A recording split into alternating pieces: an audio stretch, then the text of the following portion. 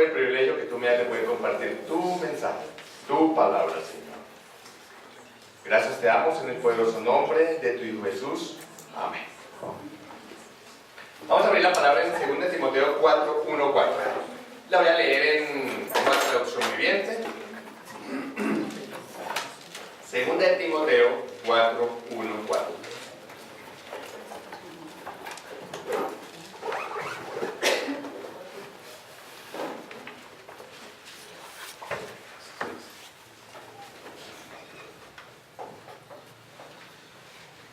¿Todos estamos ubicados ahí? 2 Timoteo 4, 1, 4. Dice la palabra del Señor de esta manera. En presencia de Dios y de Cristo Jesús, quien un día juzgará a los vivos y a los muertos, cuando venga para establecer su reino, te pido encarecidamente. Predica la palabra de Dios, mantente preparado, sea o no el tiempo oportuno, corrige, reprende y anima a tu gente con paciencia y buena enseñanza. En Reina Valera dice, con buena doctrina diría. Llegará el tiempo, versículo 3, en que la gente no escuchará más la sólida y sana enseñanza. Serán sus propios deseos y buscarán maestros que les digan lo que sus oídos se mueren por oír. Rechazarán la verdad e irán tras los mitos. Amén. Bueno, yo le puse como título a este mensaje: la palabra de Dios tiene poder. Pero la palabra de Dios, no tus palabras. No es lo que yo diga. En este caso, yo solamente soy el mensajero. Pero la escritura es el mensaje de Dios. Entonces, lo que se va a transmitir, ¿qué es? El mensaje de Dios.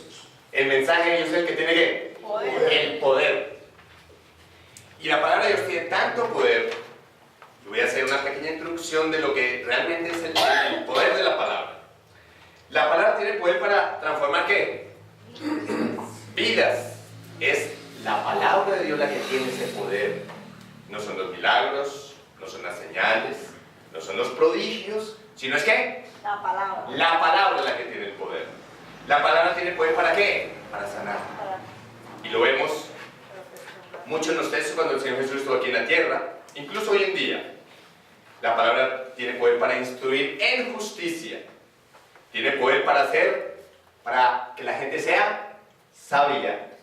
Tiene poder para salvarte. ¿Por medio de quién? De Jesucristo. ¿Es útil para qué? Para enseñar. Tiene poder para corregir. La palabra de Dios es viva y es eficaz. Tiene el poder para exhortar. Tiene el poder de penetrar el alma y el espíritu. La palabra es como fuego y como martillo que despedaza la roca. La palabra es como espada de dos filos. La palabra es como lámpara a mis pies. Y si tú sigues mirando escrituralmente, la palabra tiene poder para muchas cosas. A veces el problema que tenemos nosotros es que no usamos ¿qué?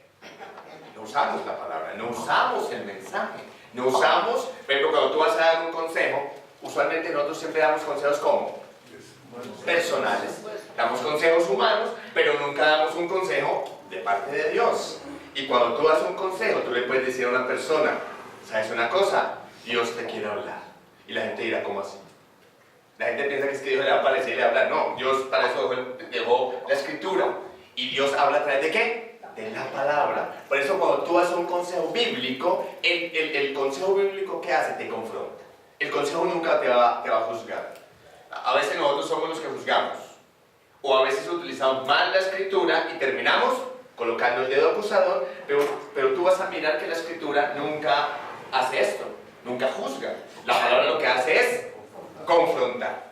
Y cuando la palabra me confronta, me pone contra la espada y la pared, que lo que tengo que hacer yo, ¿qué es? Dos cosas. O cambio, porque la palabra tiene ese poder. Por eso, siempre lo que tenemos que hacer, ¿qué es? Demos el mensaje, prediquemos la palabra, aconsejemos a nuestros hijos, a nuestros cónyuges, con la palabra de Dios. Hay un texto en Amós 8, 11, 12. Y yo creo que cuando uno se pone a mirar este texto, concuerda con lo que está diciendo el apóstol Pablo. Eso es lo que dice Amós en el Antiguo Testamento. Pero si tú unes los dos textos, ambos proféticamente están diciendo una verdad. Y mira lo que dice Amós 8, 11, 12. Esta la voy a leer en Nueva Versión Internacional. Ustedes saben que a mí me gusta ver varias versiones. Aunque yo la versión que uso usualmente es Reina Valera, me gusta Reina Valera para mis estudios. Pero ya para enseñar, me gusta usar varias versiones. Aquí voy a usar Nueva Versión Internacional. Y dice la escritura en Amós 8, 11, 12. Vienen días, afirma el Señor omnipotente, en que enviaré hambre al país. No será hambre de pan ni de sed de agua, sino hambre de ¿qué? De oír las palabras del Señor. La gente vagará sin rumbo, de mar en mar. Andarán errantes del norte al este, buscando la palabra del Señor, pero no ¿qué? Pero no la encontrarán. Cuando tú miras este texto, uno dice, ¡oh, increíble! Se asemeja mucho a lo que el apóstol Pablo está hablando, ¿o no se asemeja? Porque el apóstol Pablo hace una referencia bien interesante, que él dice en el versículo 3, cuando leímos 2 Timoteo 4, 1, 4, él afirma eso. Llegará el tiempo en que la gente no escuchará más la sólida y sana enseñanza, seguirán sus propios deseos y buscarán maestros que les digan lo que ¿qué? Quieren oír. Lo que el oído quiere escuchar. Y rechazarán la verdad e irán tras otros caminos. Y es muy parecido a lo que está diciendo el profeta Amós, que llegará el momento en que la palabra ¿qué? Va a escasear. Y si tú te pones a mirar, hoy en día la palabra está escaseando, ¿sí o no? Sí. La palabra de Dios está escaseando. ¿Por qué? Porque estamos, ahorita, infortunadamente, estamos más interesados en otras cosas que en dar el mensaje. Y aquí lo que marca la diferencia es el mensaje. Yo siempre he dicho, yo nunca voy en contra de los milagros, las señales, prodigios, yo no voy en contra de eso, pero eso no es lo importante. Lo importante es el mensaje, porque es que la palabra es la que tiene ese poder para transformar las vidas. ¿Un milagro transforma una vida? No. Un milagro no transforma una vida. Tú vas a mirar los leprosos, y cuando uno de los leprosos se sanó, aunque se sanaron todos, ¿qué hicieron los otros? ¿Eran cuántos? Eran 10, ¿no? ¿Cuánto le dio gracias a Dios? Uno se devolvió para darle gracias a Dios. Y uno se pregunta, ¿y los otros 9 qué pasó? Lo que está significando entonces que los otros 9, lo único que les interesaba, ¿qué era? El milagro. El milagro, pero no les interesaba Cristo, porque Cristo es el mensaje, Cristo es la palabra. Y así sucesivamente tú vas a mirar en diferentes textos de la Biblia, donde las personas son sanas, donde Dios hace milagros prodigiosos. En el Antiguo Testamento pasa igual, Dios hace unos milagros prodigiosos. En el desierto, ¿cuánta gente Dios no hizo milagros prodigiosos? Pero dice la Escritura que mucha gente ¿qué? Se perdió. Lo que está diciendo entonces, que lo importante para ellos ¿qué era? Eran las señales, pero lo importante no era Dios. Hoy en día pasa exactamente igual. Hoy en día, infortunadamente, la gente viene más por un milagro, por una señal, por un prodigio. Por una sanidad. Pero ¿cuántos vienen por Cristo? Muy escaso. Los que digan, yo realmente vengo por Cristo, a darle la gloria, a darle la honra. Entonces, cuando miramos el texto de Amós, vamos a mirar el contexto un poco. El profeta Amós, en el capítulo que acabé de leer, capítulo 8, 11, 12, anticipó en estos últimos tiempos en que vivimos, habría una gran hambre de conocimiento de la palabra de Dios. Nuestro anhelo y oración es saciar al sediento y al hambriento, no de agua o pan, sino de oír ¿qué? La palabra de Dios. Ya que nuestro Creador y Padre Celestial dijo, no solo de pan vivirá el hombre, sino de ¿qué? Sino de toda palabra que sale de la boca de Dios. El patrón o instrumento que usa Dios para medir la conducta humana, ¿cuál es? La palabra. La palabra de Dios, cuando tú la miras, nos mide a nosotros. Los estándares de Dios son bien altos, son bien elevados. donde a veces nosotros no podemos cumplir las reglas de Dios, ¿sí o no? ¿O las cumplimos? No las cumplimos, porque las normas de Dios son súper elevadas. Por eso a veces cumplir el mensaje, cumplir lo que la Escritura está diciendo, no es fácil para ninguno. Por eso dice la Escritura que fuimos salvos por gracia, por gracia. No por nuestros actos, no por nuestras obras, porque por obras es bien difícil, es por la pura gracia de Dios. O sea, que si nosotros morimos y nos vamos para la presencia de Dios, fuimos salvos ¿por qué? Por pura gracia. Por pura gracia. No por lo que tú eres, no por lo que tú te mereces. Es por la pura gracia y misericordia del Señor. Ahora, 2 Timoteo 3, 16, 17 dice de esta manera: toda la Escritura, ¿es qué? Inspirada por Dios. Cuando la palabra dice toda la Escritura, ¿qué está diciendo? 2 Timoteo 3, 17, 17. Cuando la palabra dice toda la Escritura es inspirada por Dios, ¿qué está diciendo? Eso se une con el Salmo 119, 160, que dice: la suma de la palabra es una sola verdad. No está diciendo son 2 verdades, son 3 verdades, son 4 verdades, es una sola verdad. Entonces, cuando tú estás leyendo ese texto, cuando comienza diciendo toda la Escritura, mira, toda, es toda la Escritura, que es lo que está diciendo el salmista. Y vuelvo y recuerdo, Salmo 119, 160, dice: la suma de la palabra es. Cuando está diciendo la suma, está diciendo desde Génesis a Apocalipsis. Porque a veces la gente dice que solamente el Nuevo Testamento o solamente el Antiguo Testamento. No, es toda. Y el apóstol Pablo dice acá: toda la Escritura es inspirada ¿por quién? Por Dios. ¿Y es útil para qué? Para enseñarnos lo que es verdad y para hacernos ver lo que está mal en nuestras vidas. Nos corrige cuando estamos equivocados y nos enseña a hacer lo correcto. Dios la usa para preparar y capacitar a su pueblo para que haga todas las cosas que malas, todas las cosas buenas, dice la Escritura. Pero lo más agradable es oír que el libro que más se reproduce en el mundo y el más vendido es la Biblia. Gracias a Dios. Hay muchas personas que sale una nueva versión y ¿sabe qué dicen? Que eso es diabólico, que las nuevas versiones son diabólicas. No. ¿Tú supieras cuánto la gente cuánto tiempo destina para sacar una nueva versión? Si nosotros supiéramos cuánto se demora sacando una sola versión, nosotros más bien nos quedaríamos callados. Más o menos dentro de los tiempos que alguien se demora en hacer otra versión son más o menos 10 años. Y no se reúne las personas de la esquina, no, se reúne gente que sabe de Biblia, se reúnen biblistas, se reúne gente que sabe del tema, para que nosotros le digamos que es diabólico. No. Que siempre ha existido en nuestros tiempos Reina Valera, claro, pero no podemos decir que las otras son satánicas y Reina Valera es la única, no. Que a mí me gusta Reina Valera, sí me gusta. Ya me acostumbré a cómo habla Reina Valera, pero no significa que entonces las otras versiones las vamos a... Han criticado mucho Nueva Versión Internacional, han criticado mucho, pero a veces criticamos sin fundamento, a veces criticamos sin argumentos. Toca argumentar, no simplemente es hablar por hablar.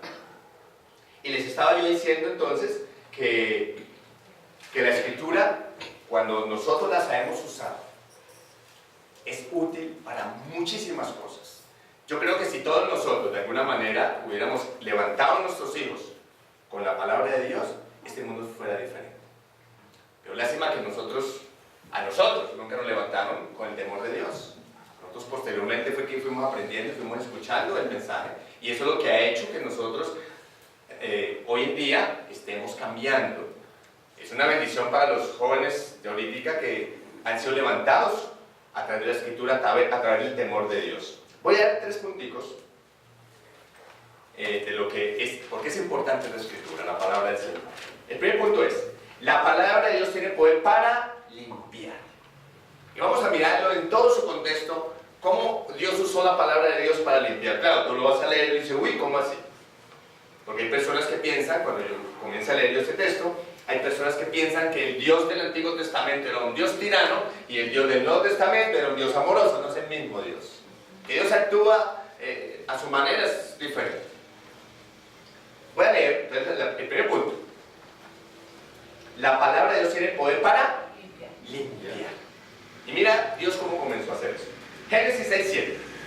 Dice la Escritura: y dijo Jehová, arrasaré de la faz de la tierra los seres que he creado, desde el hombre hasta el ganado, los reptiles y las aves del cielo, porque lamento haberlos hecho. Estas palabras fueron dichas por Dios antes de que se produjese el diluvio. Y la motivación de Dios para propiciar el diluvio la encontramos en Génesis 6, 12, 13. Claro, no leyendo esos textos uno dice, uy, Dios era bien malo. No. Mira lo que dice Génesis 6, 12, 13. Dios miró la tierra y he aquí que estaba corrompida, porque toda carne había corrompido su camino sobre la tierra. Y dijo Dios a Noé: he decidido el fin de todo ser, porque la tierra está llena de violencia a causa de ellos, y yo los destruiré con la tierra. Luego podríamos interpretar que Dios decidió limpiar con agua la maldad de la tierra, destruyendo al hombre y todo lo que en ella habita. Si no estoy mal, en Reina Valera diría, ¿me arrepiento? Me arrepiento. Diría, ¿no? Me arrepiento de haber ¿qué? Creado.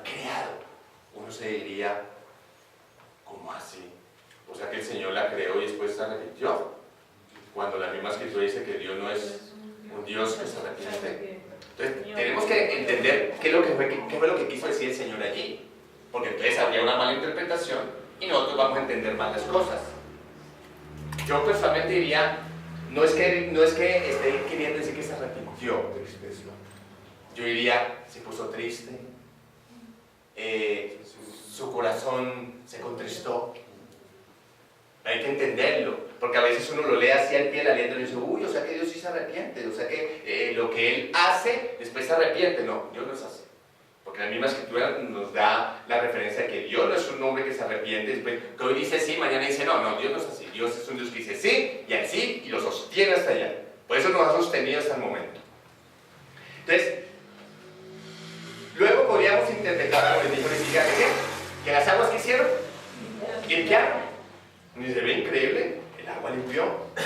Cuando bajan las aguas, Dios hace pacto con Noé y le dice en Génesis 8:21, es lo que le dijo. Y percibió Dios olor grato, y dijo Dios en su corazón: no volveré más a maldecir la tierra por causa del hombre, porque el intento del corazón del hombre es malo desde su juventud. No volveré más a destruir todo ser viviente como he hecho. Aquí la palabra destruir, en este versículo, viene del hebreo naka, y en este contexto significa matar, hacer morir. Dios prometió no volver a hacer morir al hombre para limpiar su maldad. Entonces nos puede surgir una pregunta: ¿cómo va a limpiar Dios al hombre de su maldad, de su condición pecaminosa, si prometió no volver a destruir al ser humano? Dice la palabra de Dios en Efesios 5, 25, 26. Miren lo que dice. Efesios 5, 25, 26. Maridos. ¿Quién es marido? Maridos. A veces nos levantan, ¿no? Maridos. Efesios 5, 25, 26 dice: maridos, amad a vuestras mujeres, así como Cristo amó a la iglesia y se entregó a sí mismo por ella para santificarla, habiéndolo purificado en el lavamiento del agua por la palabra.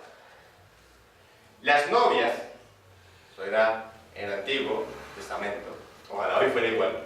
Las novias tenían que lavarse con agua pura para purificarse antes del casamiento. Pero Jesucristo vino a la novia. ¿Cuál es la novia? Nosotros. La iglesia. Y bastó solo su palabra para hacerlo. Y para hacer lo mismo que hace el agua. ¿Qué hace el agua? Limpia. Limpiarnos. Y tú y yo tenemos el poder de bendecir a las personas. ¿Y Dios qué hizo? Dios a través del agua, ¿qué hizo? Tú vas a mirar que por allá en Juan capítulo 3, el agua, que es la palabra en la que nos limpia, es una simbología, tiene el mismo poder. Por eso Dios hace la analogía con el agua. Dice, ve, interesante lo que hace el Señor. El agua que hace, la palabra que representa el agua que hace, limpia tu corazón. Por eso comencé diciendo que la palabra que hace contigo, transforma tu vida. La palabra de Dios tiene el poder para hacerlo. Por eso, cuando tú estás enseñando, o predicando, o discipulando, tú tienes que anunciar ¿qué? Es la palabra, es el mensaje de Dios. Cuando tú tengas la oportunidad de enseñar, cuando tú tengas la oportunidad de predicar, di la palabra. No te pongas a hablar otras cosas que no son. Di el mensaje de Dios. ¿Que ese es el qué? Transforma. Pero es el mensaje, porque ese mensaje cuando tú lo das, ¿cobra qué? Vida. Vida en ti. Ese es el poder que tiene la palabra del Señor. Segundo, la palabra de Dios tiene poder para dar vida. ¿Para dar qué? Vida. Vamos a leer Génesis 8:14. Y dice la escritura, Génesis 8:14. Y en el mes segundo, a los 27 días del mes, se secó la tierra, dice el texto. Lo que nos deja interpretar que cuando las aguas bajaron su nivel, el panorama era realmente desagradable, seco, sin vida de vegetación. La geología es una profesión muy interesante porque muestra al mundo una realidad de la historia que nosotros no conocíamos, y cuando vemos en los museos una serie de fósiles nos asombramos y nos remontamos a que todos esos animales posiblemente fueron destruidos durante el diluvio, y algunos podrían afirmar que este diluvio trajo destrucción física. Unos creen que no fue universal, pero nosotros a través de la escritura lo creemos que fue universal.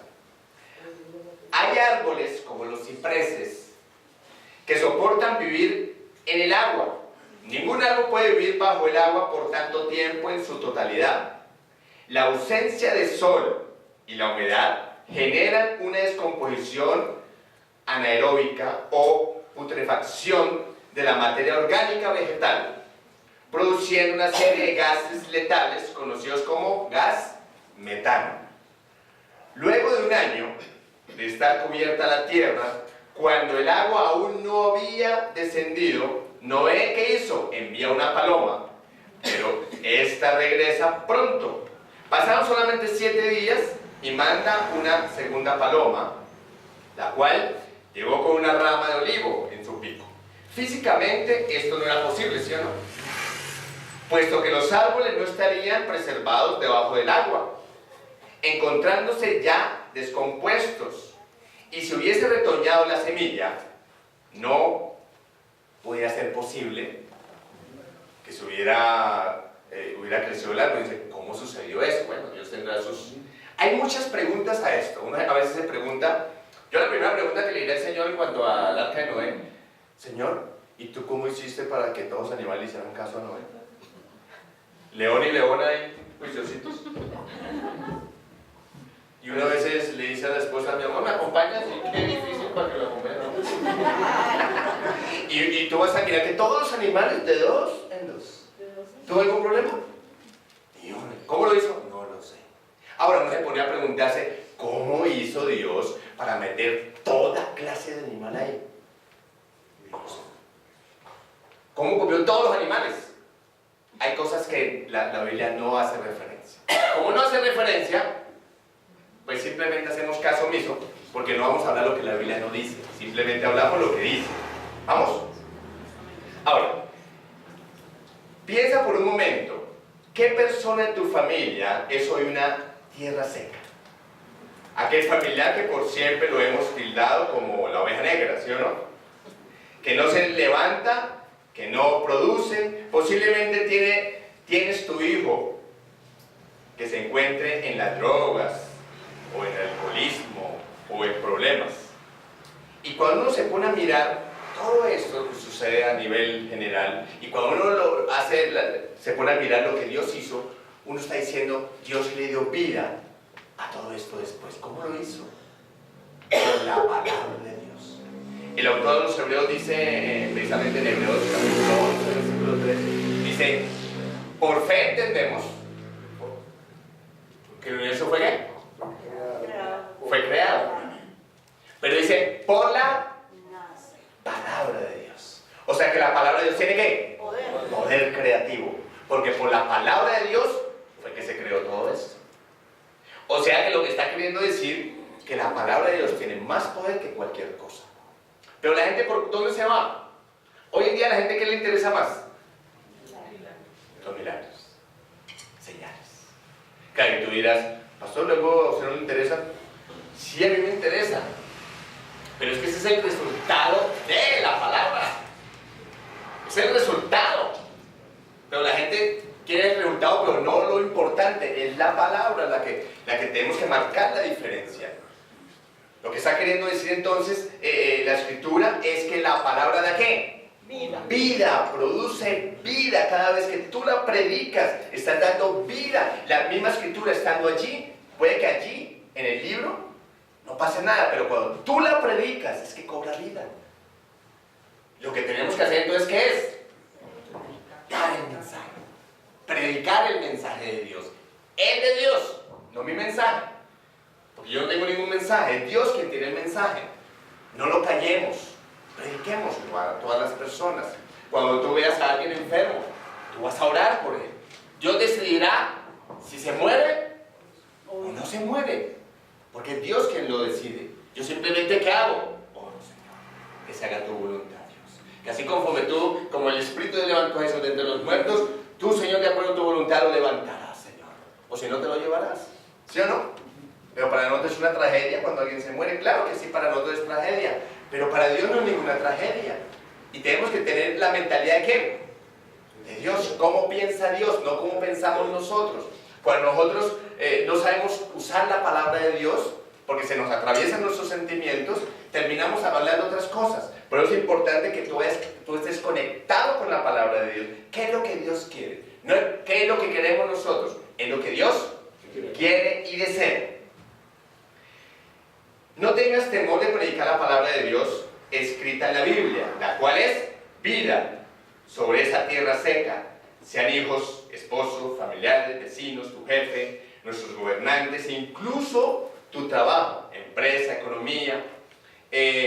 Juan, el apóstol, en 5:24 dijo esto: de cierto os digo, que el que oye ¿qué?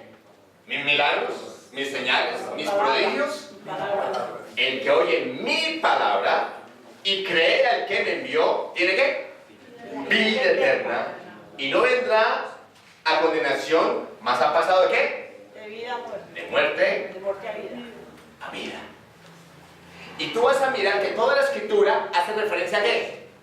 Al poder de la palabra de Dios. No hace referencia a otras cosas, sino al poder que tiene la palabra. Cuando el pueblo de Israel se perdió por el desierto, Dios envía al profeta Oseas, ¿y qué dice? ¿Qué le dice al pueblo? Mi pueblo se perdió por falta de qué? Del conocimiento de la palabra. Tú vas a mirar todos los textos bíblicos y siempre están haciendo referencia al poder de la palabra de Dios. Pero lo triste que es que no se está predicando.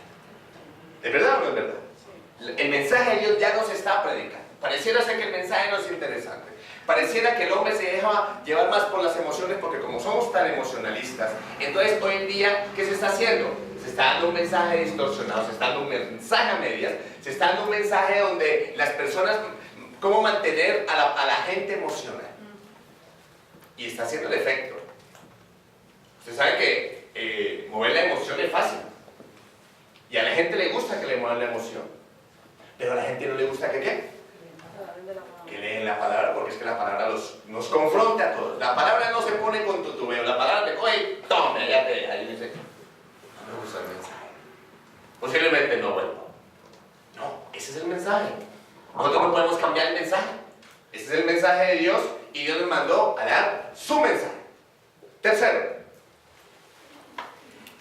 la palabra palabra de Dios tiene poder para multiplicar. Multiplicar. Génesis 1:28. Claro, es verdad, pero ustedes no se van a emocionar mucho. Ayer era necesario. Hoy ya nos toca. Ya 2 es multitud. Vuelvo y repito, tercero, la palabra de Dios tiene poder para multiplicar. Génesis 1:28. Y dice la escritura, y los bendijo Dios. Y le dijo, fructificad, ¿y qué? Multiplicar. Y multiplicaos. ¿Ustedes qué notan? Miren el orden de Dios. Miren el orden de Dios. Dijo, y los bendijo Dios. ¿Qué notaron? Y le dijo, fructificad y multiplicaos. ¿Cómo fue el orden?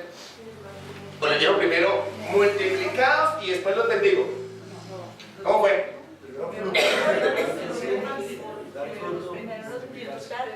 Y dijo, y los bendijo. Uno mira, los bendijo, ¿es por qué? Le dijo, únanse en matrimonio. No vemos así. Allá el apóstol Pablo dice más adelante en 1 Corintios capítulo 7, habla del matrimonio, problemas del matrimonio. O sea, que él haya problemas del matrimonio diciendo, si tú no tienes don de continencia, ¿qué dice? Cásate. Y acá dice, y los bendijo, ¿qué cree que está diciendo Dios? Cásate. Pero hoy día, ¿cómo hacemos? Primero, nos multiplicamos y después decidimos si nos casamos o no. Pero como la situación está tan complicada, ¿qué vamos a hacer? Es así. Mire el orden de Dios. Y los bendijo y le dijo, fructificar y multiplicar. Vuelvo y repito, lo dijo allá. Allá se puede multiplicar porque se necesitaba. Acá ya no. Aquí ya nos toca control de natalidad. Y le dijo, llenad la tierra. Eso fue para allá, no se preocupen acá.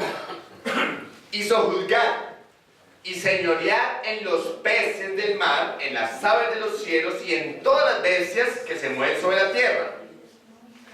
Al igual que en el principio de la creación registrada en el libro de Génesis, y a pesar de la caída del hombre, Dios vuelve a delegar al hombre la capacidad de fructificar y multiplicarse con solo proclamar su palabra. Luego de aquel panorama desértico y marchito del diluvio, en Génesis 9:1, dice la escritura, bendijo Dios a Noé y a sus hijos, y le dijo, fructificad y multiplicaos y llenad la tierra. Volví y se lo repitió.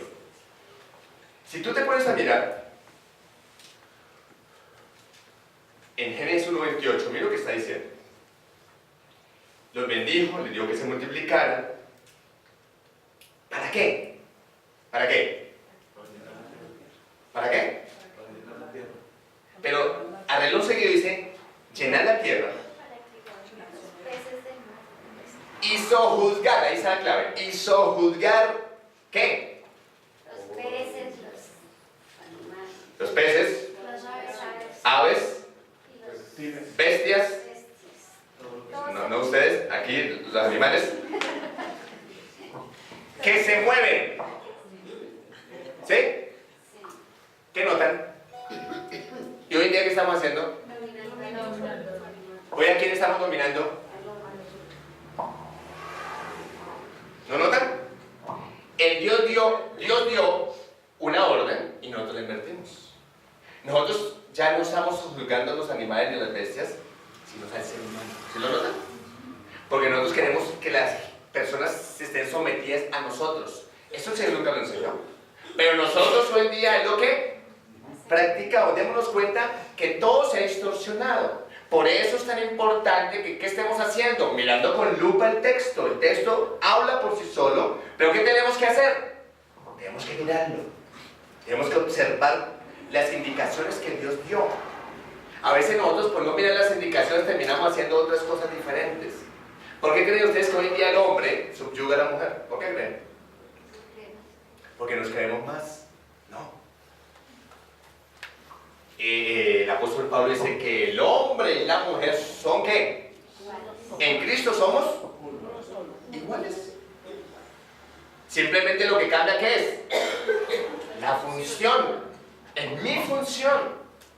Dios quiere que ahora yo como hombre, y ustedes como varones, ¿qué hagan? ¿Sean qué? Cabeza. Sean la cabeza. Pero eso no les implica que entonces ustedes se sobrepasen a la mujer, no, porque son iguales. El profeta Joel dice, y esa es una yo creo que uno de los textos más claros ahí, el que dijo, y derramaré de mi espíritu sobre Toda carne. toda. Él no dijo, y derramaré de mi espíritu solamente a los varones. No, toda carne, varón y mujer.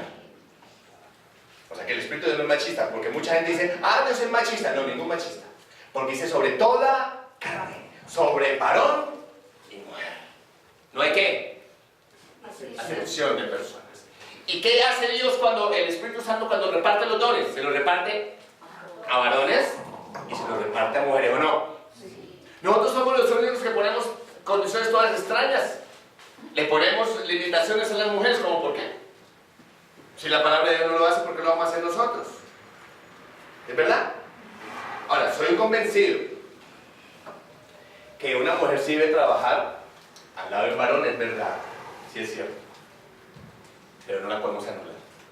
No podemos anular a la mujer porque la mujer en la Biblia es bien importante. Y ustedes van a mirar que Dios se le apareció, a Jesús se le apareció ¿a quién primero? ¿A los varones? ¿Por qué no se le apareció a los varones? Porque todas estas bellezas salieron disparados. Las mujeres no. Pareciera ser que las mujeres fueron más valientes. Ellas sí no salieron corriendo, ellas estuvieron ahí. Y se le apareció a una mujer. Dice, vea a una mujer. Mientras que los otros discípulos todos asustados salieron corriendo.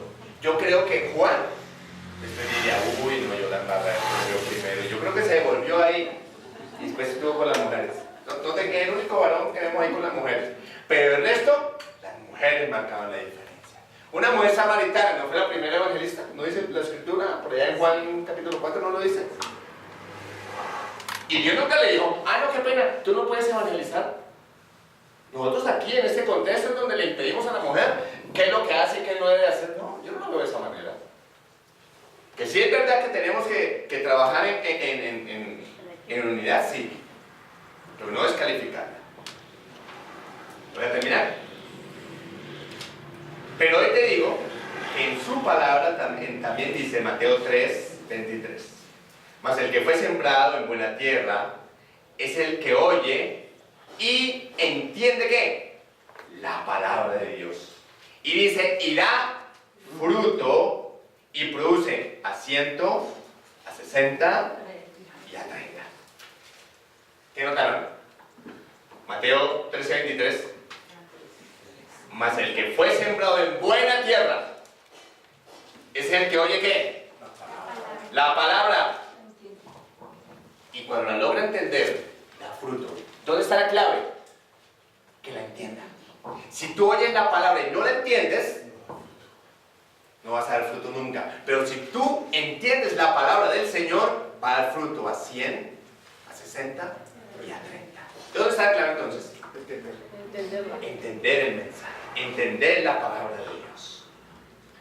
Va a terminar ya. Y quiero terminar diciendo esto. En Génesis 9:1 dijo el Señor, la palabra bendijo viene de Barak. Cuando el hombre bendice a Dios, es un acto de adoración.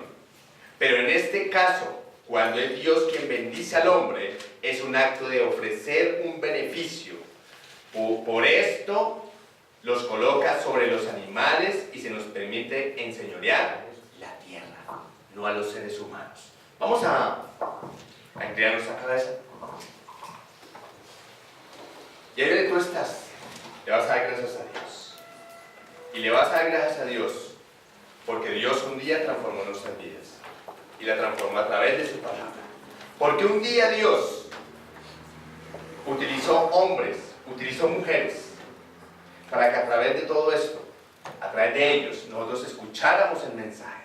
Y hoy en día, gracias al mensaje de Dios, y gracias a que Cristo murió por nosotros, hoy tenemos vida eterna. Señor, te damos muchas gracias. Gracias, Señor, te damos en este momento por tu palabra. Gracias, Santo Dios bendito, porque tú eres un Dios bueno, un Dios maravilloso.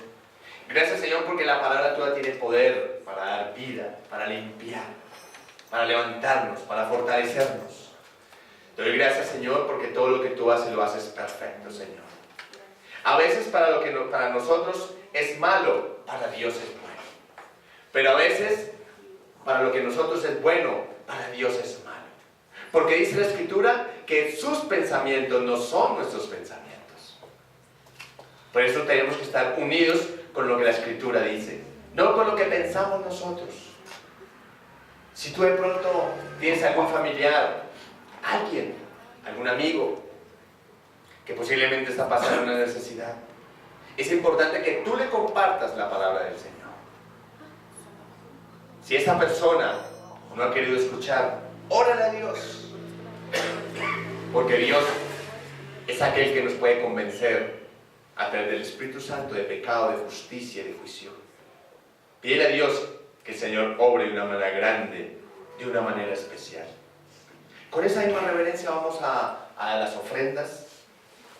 Le vas a decir al Señor, Señor, yo quiero bendecir tu obra. Si alguien necesita un sobre, puede pedirlo, levante su mano, lo pide. Y le vas a decir al Señor, Señor,